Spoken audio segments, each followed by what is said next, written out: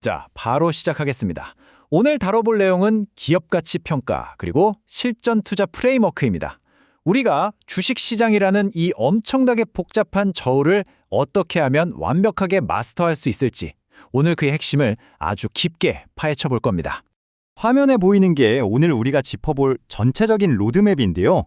가치 평가를 지탱하는 두 개의 큰 기둥부터 시작해서 핵심 지표들, 산업별 맞춤 전략, 그리고 마지막으로 실전 투자를 위한 안전마진 프레임워크까지 쭉 한번 따라가 보겠습니다. 항상 이런 생각 해보셨을 거예요. 지금 이 주가가 진짜 이 기업의 가치를 제대로 반영하고 있는 게 맞나? 사실 이게 우리 투자의 가장 근본적인 딜레마잖아요. 자본시장이라는 게 단기적으로 보면 사람들 심리가 좌우하는 투표소 같지만요. 결국 장기적으로 쫙 늘려놓고 보면 기업의 진짜 가치를 달아보는 저울이거든요.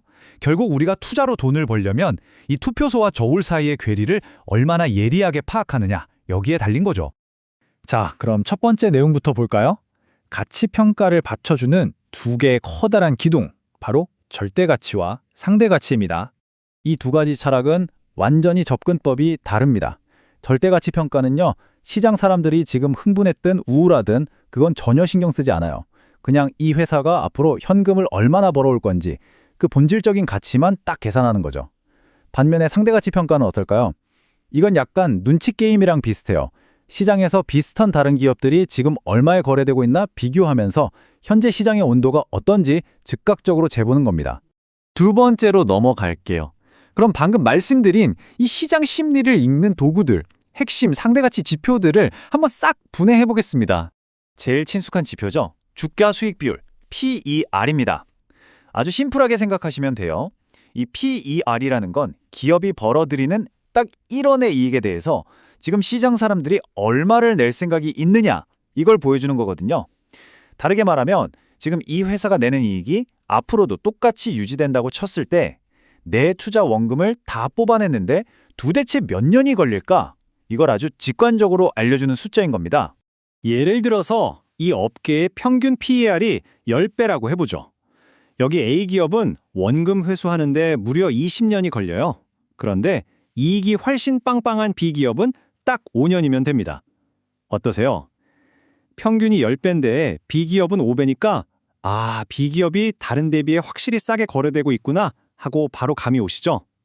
바로 이게 상대가치 분석을 하는 가장 기초적인 방법입니다. 근데 문제가 하나 있어요.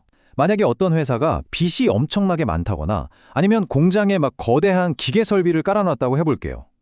이러면 장부상 감가상각비 때문에 PER이 완전히 왜곡돼 버리거든요. 이럴 때 꺼내드는 무기가 바로 EV/EBITDA입니다. 장부상으로만 까먹는 감가상각비는 싹 무시해버리고 이 회사가 순수하게 영업만으로 현금을 얼마나 잘 만들어내나 그 진짜 실력을 확인하는 거죠. 숫자로 한번 볼까요? 어떤 회사의 EV와 EBITDA가 딱 12가 나왔어요. 이게 무슨 뜻이냐면 여러분이 이 회사의 빚까지 다 떠안고 통째로 인수를 했을 때 이 회사가 순수하게 장사해서 벌어들이는 돈만으로 그 총 인수 대금을 100% 뽑아내는데 정확히 12년이 걸린다는 얘기입니다. 직관적이죠. 그래서 이 지표가 실제 기업 인수합병, M&A 바닥에서 엄청나게 강력하게 쓰이는 겁니다. 또 다른 PER의 맹점이 뭐냐면요. 회사가 앞으로 얼마나 폭발적으로 클지 그 미래 잠재력을 전혀 못 본다는 거예요. 그래서 전설적인 투자자 피터 린치가 이 PEG라는 비율을 만들어낸 겁니다. 엄청나게 빨리 크는 고성장 기술주들 있잖아요. 걔네들 주가가 왜 이렇게 비싼지 정당화할 때 이게 완전 필수거든요. 성장률 1%당 내가 PER을 얼마치 쳐주고 있나 계산해보는 건데 보통 이 숫자가 0.5m로 떨어지면 이건 진짜 싼 거다. 이렇게 판단하는 아주 똑똑하고 유용한 지표입니다. 자, 세 번째 챕터로 넘어가겠습니다.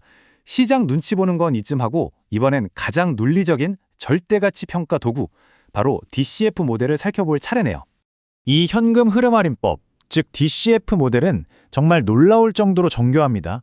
사람들이 주식시장에서 환호하든 공포에 질려 단지든 그런 건 다 걷어내고요.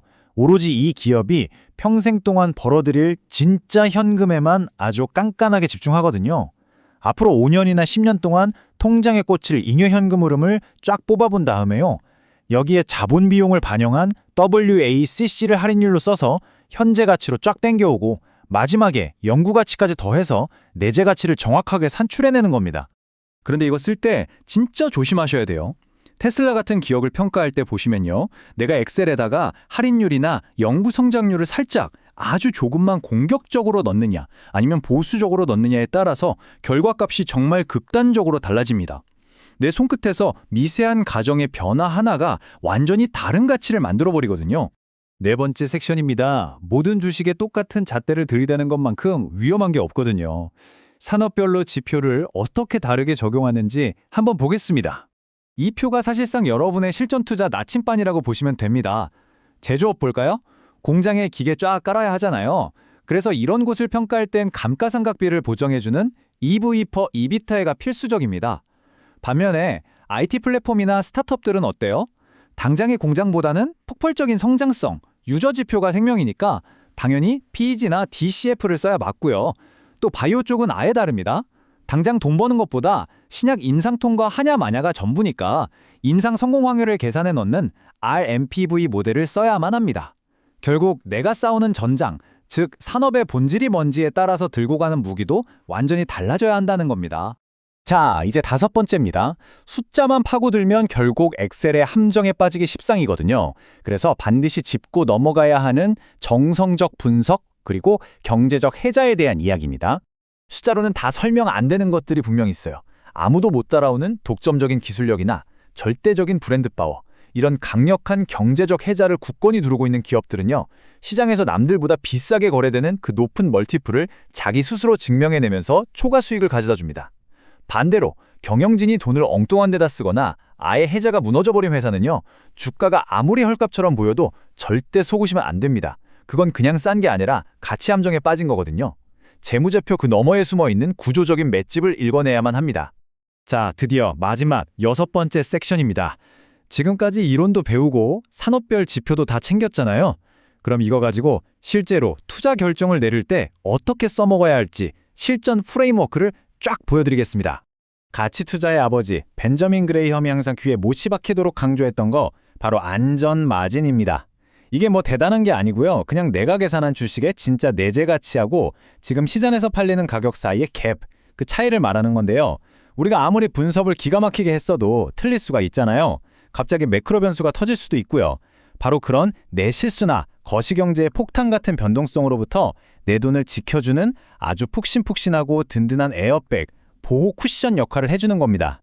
그러니까 우리의 실전 매뉴얼은 이렇게 흘러갑니다. 잘 들어보세요. 첫째, DCF든 상대가치 멀티플이든 써서 아주 냉정하게 이 회사의 진짜 가치를 계산합니다. 둘째, 내 계산이 틀렸을 수도 있으니까 난 이거 가치보다 최소 30% 아니 50% 쌀 때만 살 거야 하고 나만의 할인 쿠션, 즉 안전 마진을 딱 정해두는 겁니다. 셋째, 그러다가 시장이 패닉에 빠져서 주가가 그 선 아래로 툭 떨어지잖아요. 그때 기계적으로 감정 섞지 않고 분할 매수 들어가는 겁니다. 그리고 마지막으로 넷째, 결국 그 주가가 원래 있어야 할 제자리, 즉 본질 가치에 도달할 때까지 끈기 있게 기다렸다가 수익을 내고 나오는 거죠. 딱 이 프로세스입니다. 워런 버핏 같은 전설적인 투자자들도요, 절대 내재 가치 꽉 채워서 제값 주고 주식 안 삽니다. 내피 같은 자본을 위험에 빠뜨리기 전에 무조건 엄청난 폭의 할인을 요구하죠. 왜냐? 시장은 내일 당장 어떻게 될지 아무도 모르니까요. 이 안전마진이라는 철학은요, 결국 이 불확실한 시장 속에서도 꾹 참고 기다리면 가치와 가격은 언젠가 만날 수밖에 없다는 투자의 가장 강력한 본질을 끝까지 지켜줍니다. 오늘 해설을 마무리하면서 여러분께 이 도발적인 질문을 하나 꼭 남기고 싶습니다. 여러분은 지금 샀다 팔았다 난리치는 그 시장이라는 투표소의 시끄러운 소음에 흔들리면서 투자하고 계신가요? 아니면 철저하게 기업의 진짜 내재 가치를 달아보는 저울을 믿고 투자하고 계신가요? 이 흔들리지 않는 규율, 제대로 된 가치 평가야말로 험난한 시장에서 살아남아 목적지까지 갈 수 있는 유일한 나침반입니다. 어떤 주식을 사시든 무조건 여러분만의 넉넉한 안전마진을 요구하십시오. 끝까지 몰입해서 들어주셔서 정말 감사합니다.